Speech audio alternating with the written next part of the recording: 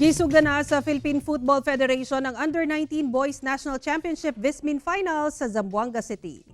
Nagkalain-laing football teams gikan Davao, Cebu, Camiguin ug Zambasulta ang misalmot sa Under-19 Boys National Championship Vismin Finals nga gipahigayon sa Joaquin Enriquez Memorial Sports Complex sa Zamboanga City. Gipanguluhan kini sa Philippine Football Federation ug karong tuiga napili ang Zamboanga City isip host sa mong sports event.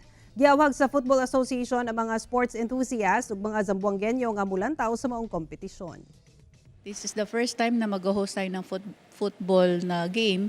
Yung kasing Ascal Bihor is an exhibition, pero this one is a competition. Mga bibientes del Zamboanga, no, we encourage you to come to Grandstand and watch, no. The games will be played until Saturday, no.